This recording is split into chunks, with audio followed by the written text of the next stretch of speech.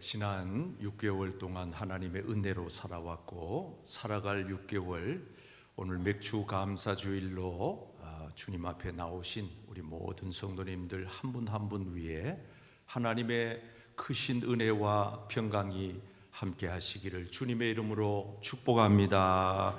우리 옆사람 축복하겠습니다. 지난 반년 하나님의 은혜였습니다. 앞으로 반년 하나님의 기적입니다.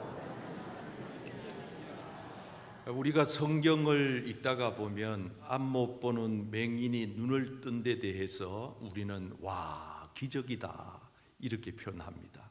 맞습니다. 기적이지요.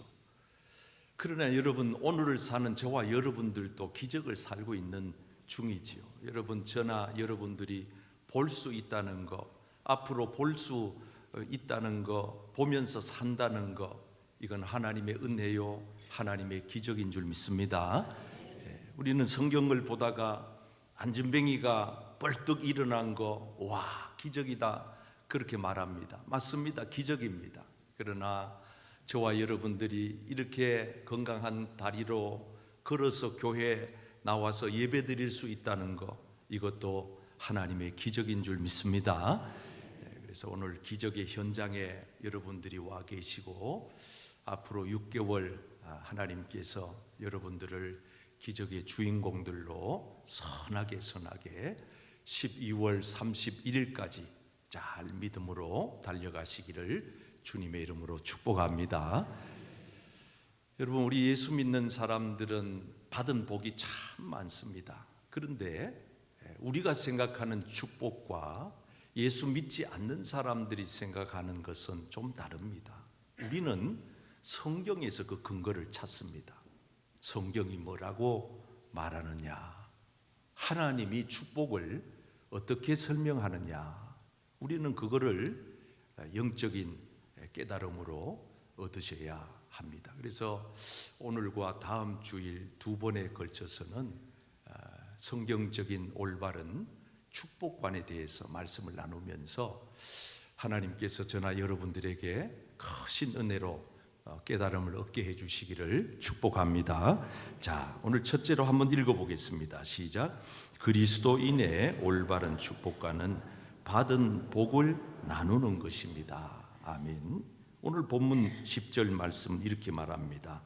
같이 읽을까요? 시작. 내 하나님 여호와 앞에 7절을 지키되 내 하나님 여호와께서 내게 복을 주신 대로 내 힘을 헤아려 자원하는 예물을 드리고, 연거푸 17절도 읽어볼까요? 시작. 각 사람이 내 하나님 여호와께서 주신 복을 따라 그 힘대로 드릴지니라. 아멘. 여러분, 이스라엘 백성들은 이 절기를 통해서 하나님이 주신 복에 대하여 깨우침을 얻었습니다. 그래서 이스라엘 백성들이 조금 영적으로 해이해지고 하나님 앞에서 마음이 교만해지고 좀 마음이 흐트러질만 할 때쯤 되면 절기를 꼭꼭 끼워 놓으셔서 하나님께서 주신 복이 뭔지를 깨우쳐 주신 겁니다. 보통 세상 사람들은 받은 것이 복이라 이렇게 생각합니다. 그러나 성경의 말씀은 그렇지가 않습니다. 주는 게 복이다, 드리는 게 복이다 이렇게 말씀합니다. 그래서 사도 바울도 예수님 말씀을 인용하셔서 이렇게 말했죠. 주 예수께서 친히 말씀하신 바, 주는, 한번 따라할까요? 주는 것이 받는 것보다 복이 있다. 여러분 보십시오. 사도 바울은 예수님이 하신 말씀을 인용해서 주는 것이 복이 있다 이렇게 말합니다. 세상 사람들은 받는 게 복이다 이렇게 얘기하잖아요. 우리 예수 믿는 사람들은 주는 게 복이다. 이걸 사실적으로 체험적으로 우리한테 보여준 장본인이 누굽니까? 저 여리고 땅에 큰 부자 삭개오 아닙니까? 여러분, 삭개오는 우리가 잘 알다시피 대단한 사람이에요. 당시의 지위가 대단했고 가진 재산이 대단했고 그의 명예가 대단했습니다. 그런데 성경 어디를 찾아보아도 삭개오가 삶이 참 행복했다, 즐거웠다, 감사가 넘쳤다, 그는 축복받았다, 이런 내용이 하나도 없습니다. 그는 오히려 세상에서 높아질수록, 가진 것이 많아질수록 마음으로 공허했습니다. 허무했습니다. 그래서 그는 늘 마음이 외로웠습니다. 마음이 우울했습니다. 그러던 삭개오가 어떻게 달라졌습니까? 어느 날 예수님을 만나게 된 겁니다. 여러분, 예수님을 만나는 것은 하나님의 특별한 축복인 줄 믿습니다. 저나 여러분들도 예수님을 만나지 아니하였더라면 그냥 그저 그렇게 살다가 영원한 지옥의 불바다에 떨어졌을 인생인데, 우리가 예수님을 만났다는 거. 여러분, 삭개오가 예수님을 만나서 어떻게 되던가요? 달라지잖아요. 어떻게 달라졌나요? 그는 받는 것에 익숙했던 사람인데 주는 사람으로 탈바꿈해져 버립니다. 그래서 성경에 보면은 예수님 만난 후에 내 재산의 절반을 떼어서 가난한 사람들에게 베풀겠습니다, 주겠습니다, 나누겠습니다, 섬기겠습니다.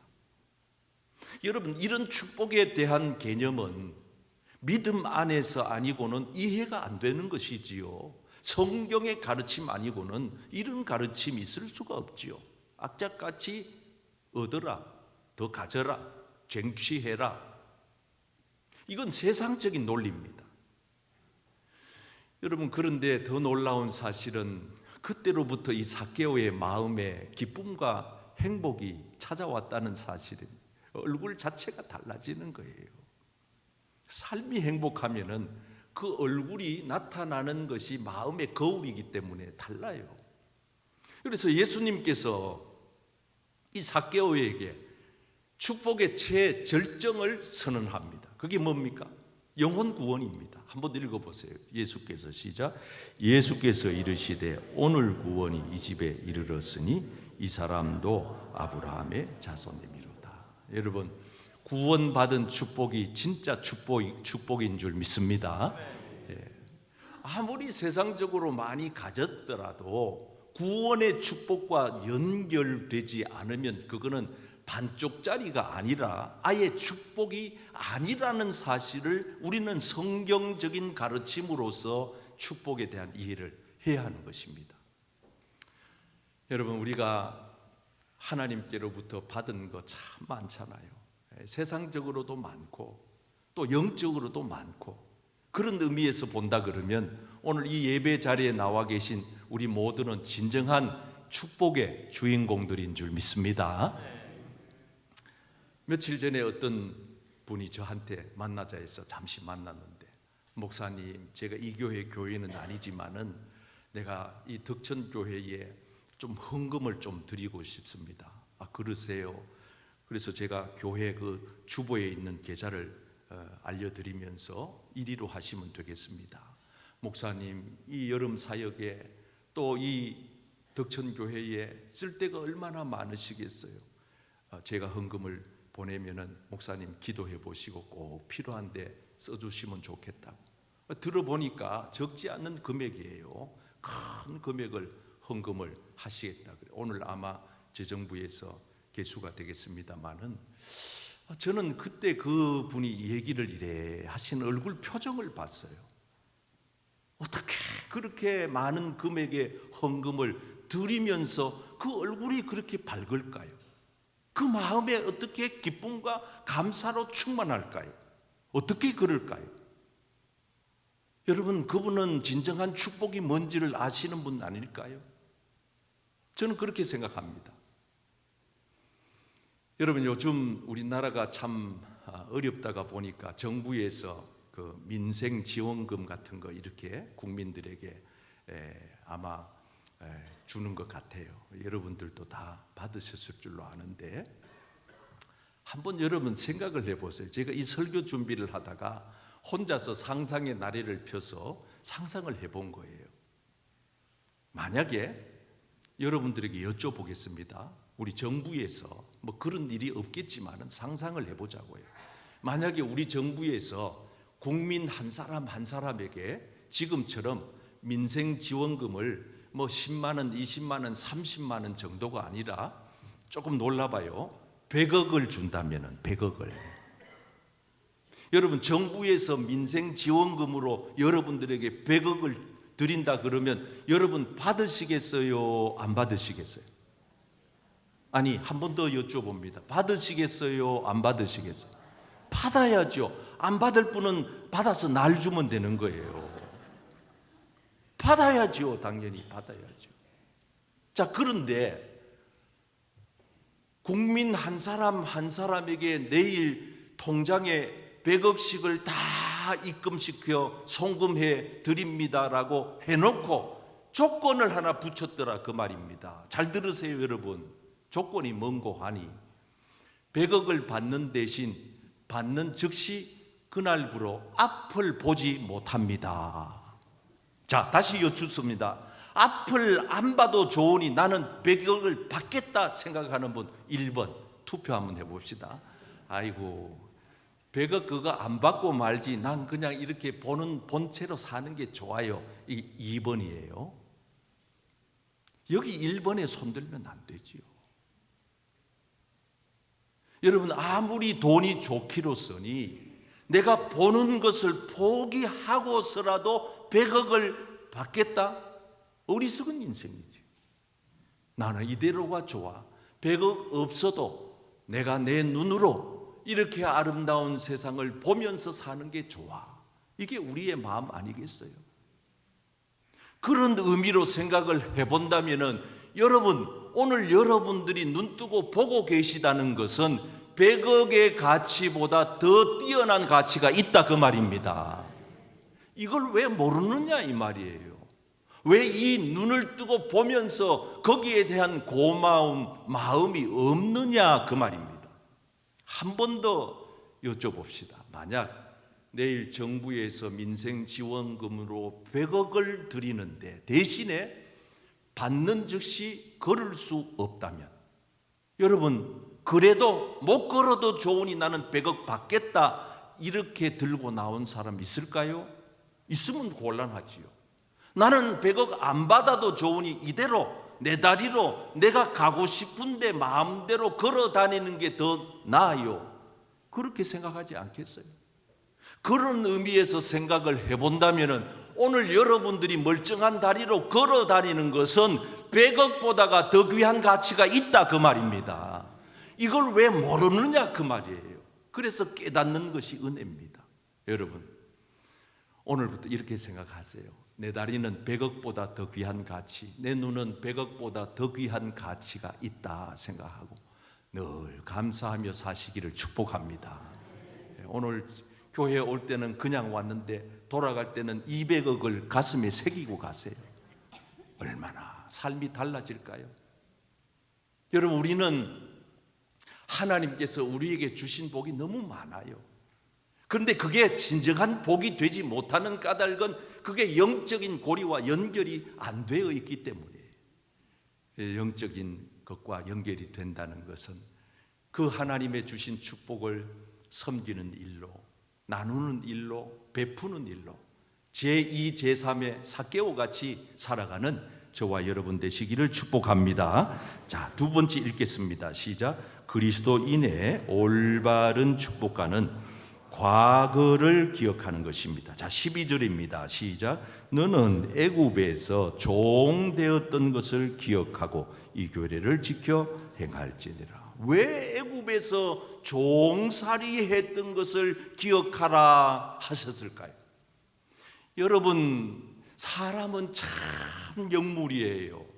아차 하면 까먹고요, 아차 하면 삶이 흐트러지거든요. 그래서 하나님은 때마다 이걸 이스라엘 백성들뿐 아니라 오늘날 살아가는 믿음의 성도들의 삶의 영적인 챕터를 한 챕터씩 끼워 넣어 놨어요. 뭐를? 요맘때쯤 되면은 맥추절을 지켜라. 요맘때쯤 되면은 추수감사절을 지켜라. 요맘때쯤은 성탄절이다. 요맘때쯤은 부활절이다. 절기를 끼워 놓아서 우리에게 깨우치고자 하시는 하나님의 뜻은 뭐냐? 너의 과거를 잊지 말라 하시는 겁니다. 여러분 한번 생각해 보십시오. 이스라엘 백성들이 430년 동안이나 애굽에서 종살이를 했습니다. 얼마나 고생이었을까요? 거기는 자유도 없습니다. 노역입니다. 노동입니다. 강제입니다.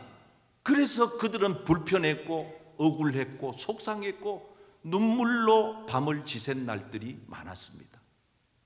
그 눈물을 하나님이 보시고 모세를 보내어서 그들을 출애굽시켜 내시잖아요. 여러분, 그래서 이스라엘 백성들이 자유를 얻었지 않습니까? 젖과 꿀이 흐르는 가나안 땅에 살게 되었지 않습니까? 그런데 사람은 이상합니다. 잊어먹거든요. 가난했던 그 시절, 자유가 없었던 그 노예 시절, 그렇게 괴롭고 눈물로 밤을 지새웠던 많은 날들을 사람들은 잊어먹어버리고 말거든요. 그래서 사람이 교만해집니다. 배가 부르니까, 배에 기름이 끼니까 사람이 이상해집니다. 그래서 하나님은 너 인생 망치기 싫거든 그때 그 시절 기억해야 돼. 여러분, 그때 그 시절, 가난했던 시절, 병들었던 시절, 아팠던 시절, 내가 정말 숨쉬기조차 힘겨웠던 그 시절을 떠올린다면 오늘 내 삶을 흐트러지게 살 수 있을까요? 잘난 척 할 수 있을까요? 교만해질 수 있을까요? 경거망동할 수 있을까요? 오만불손할 수 있을까요? 아니지요. 옷깃을 여미면서 나 그런 사람이었는데, 나 그 시절이 있었는데, 나 정말 힘들었었는데, 지금 와서 생각해 보니 모든 것이 하나님의 은혜였습니다. 아멘. 그렇게 되지 않겠어요? 우리는 누굽니까? 이스라엘 백성들은 애굽에서 430년 종살이 했지만 우리는 누굽니까? 우리도 마찬가지입니다. 우리는 예수 그리스도를 몰랐던 사람들입니다. 그래서 성경은 말하기를 너희가 그때 그리스도 밖에 있었지 않느냐. 우리는 그리스도와 관계없는 삶을 살았던 이들입니다. 관계없이 산다는 말의 의미는 뭡니까? 소망이 전혀 없다 이 뜻입니다. 무슨 소망이 있었습니까? 하나님 없이 산 인생 무슨 소망이 있을까요? 그래서 우리는 방황했고, 그래서 우리는 탄식했고, 그래서 우리는 눈물 지으며 살았습니다. 그런데 어느 날 우리 주님이 우리를 찾아오셨습니다. 손 내미셨습니다. 그리고 당신의 모든 것을 다 주셨습니다. 피도 주시고 살도 주시고 오늘 그 주신 것을 이 현장에서 받아 먹는 것입니다. 성도는 하나님의 말씀으로 산다고 하셨지 않습니까? 세상은 떡으로만 살지 모르지만은 성도는 말씀으로 사는 거에 기록된 하나님의 말씀 성경은 눈으로 보면서, 선포된 하나님의 말씀 설교는 귀로 들으면서, 오늘 성찬은 입으로 먹으면서, 하나님은 하나님의 말씀으로 우리의 영혼이 살아가게 되어야 할 줄 믿습니다. 하나님 말씀을 먹게 하셨잖아요. 여러분, 그래서 우리는 이 사실을 놓치면 안 돼. 내가 그런 사람이었지. 여러분, 성경에 이런 사람 한 사람 등장합니다. 10명의 나병 환자가 예수 만나가지고 다 고침받았어요. 얼마나 큰 축복입니까? 경사입니까? 집안에 놀라운 축복이잖아요. 아버지가 나병으로부터 해방이 되었다, 엄마가 나병에서 나았다, 애들이 나았다. 집안의 경사지요. 엄청난 기적이지요. 그런데 왜 어떤 이들은 그 기적의 현장에 살았으면서도 그 기적을 놓치고 마느냐 이 말입니다. 9사람은 그 기적의 현장에 있었으면서도 하나님이 주시는 진정한 축복으로 접촉점을 연결을 시키지 못하여 다 떠났습니다. 그래서 예수님 말하기를 돌아온 이방인 10사람이 다 나음을 받았는데, 10사람이 다 기적을 체험했는데 그 기적에 대하여 돌아온 사람은 너 하나뿐이냐? 이렇게 말합니다. 이 사람은 왜 돌아왔습니까? 이 사람은 알았거든요. 나는 형편없는 사람이었는데, 나는 이러다가 그냥 나병으로 그냥 이렇게 격리되어서 살다가 나는 그냥 쓸쓸히 죽어 마땅한 그런 불쌍한 인생이었는데 예수님 날 고쳐줬잖아. 예수님 날 고쳐줬잖아. 예수님 날 살려줬잖아. 그분 어디 있지? 한 사람은 자기의 과거를 떠올린 겁니다. 자기가 과거에 어떤 시절을 보냈는지를 떠올린 겁니다. 그래서 그것이 이 사람을 발걸음을 예수님께로 가게 한 것입니다. 예수님 어디 계시지? 찾아가서 예수님에게 가서 고마움을 고백하고 표현하니까 예수님이 드디어 진정한 축복이 뭔지를 이렇게 말하는 거예요. 시작. 그에게 이르시되 일어나 가라 내 믿음이 너를 구원하였느니라 하시니라. 여러분, 우리의 영혼이 구원받은 것이 진정한 축복인 줄 믿습니다. 아니, 영혼 구원 못 받고 그래 병 하나 고쳤다 합시다. 암병 고친 사람 있어요, 기도로. 그런데 혹자는 얘기합니다. 그 암병 고친 그 사람 한두 해 교회 나오더니 떠나 술 고주망태가 되더라. 성경은 일일이 소상하게 기록하지는 않지만은 9사람의 나병 환자가 고침받고 집으로 돌아가 뭘 했을까요? 저는 이렇게 생각합니다. 그들이 고침받고 집으로 돌아가서 착하게 살았을까? 아니요. 더 큰 죄 지었을 확률이 높아요.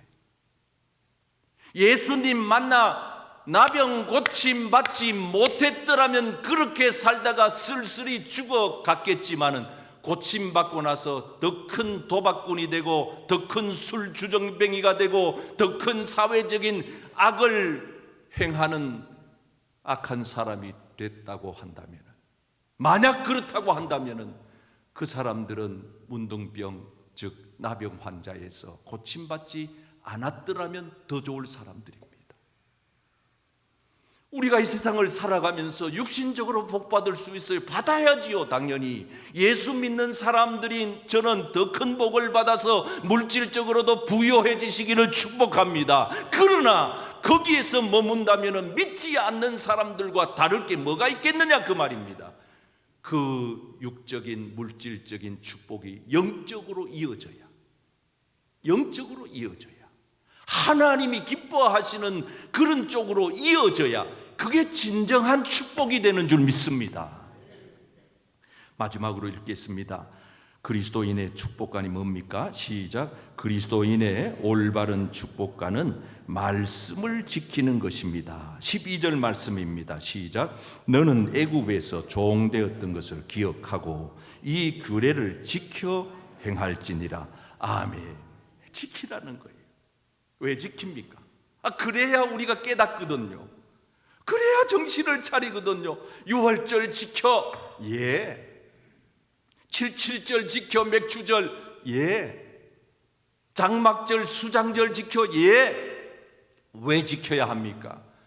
그 절기를 지킴으로써 하나님이 어떻게 나에게 개입하셨는지, 내 인생 앞으로 어떻게 살아가야 할 것인지를 알 수 있으니까.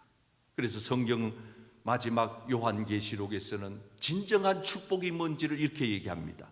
말씀을 읽는 자, 말씀을 듣는 자, 그리고 그 가운데 기록한 하나님의 말씀을 지켜 행하는 자가 진정한 축복을 받은 자인 줄 믿습니다. 예수님 말씀하시기를 나더러 주여 주여 한다고 다 복받은 줄 아느냐? 귀신도 쫓아냈다, 병든 자도 고쳤다, 오만 갖가지 기적과 이적을 펼쳤다. 그래서 그것이 무엇이더냐? 만약 너희가 하나님 아버지의 뜻대로 행하지 않는다면 병든 자를 고친 것도 의미가 없고 교회를 수백 개를 세운 것도 의미가 없으니 주님의 말씀대로 행하는 자들이라야 하나님의 나라에 들어가게 되는 줄 믿습니다. 여러분, 우리는 하나님의 말씀을 듣기만 하는 어리석은 자가 되면 안 됩니다. 자기 자신을 속이는 자가 되고 나면 더 안 됩니다. 잘 알기는 잘하네, 말은 잘하네, 왜 이런 비난을 들어야 합니까? 저 사람은 말한 대로 사는 분이야. 저분은 자기가 믿는 대로 살아. 저분은 아는 대로 사는 분이야. 그래서 지행일치, 신행일치, 학행일치, 이게 뭐냐? 여러분, 우리의 예수 믿는 사람들이 이 땅에서 교회만 들락날락 하는 정도로 머무는 게 아니고, 오늘 들어와서 말씀을 듣고 오늘 예배를 통해 은혜를 받았으면 받은 은혜를 가지고 세상으로 가서 그 말씀대로 살아내는 능력자가 되기를 축복합니다. 그러할 때에 하나님께서 너야말로 진정한 축복받은 사람이다, 우리 주님께로부터 칭찬받는 저와 여러분 되시기를 주의 이름으로 축복합니다.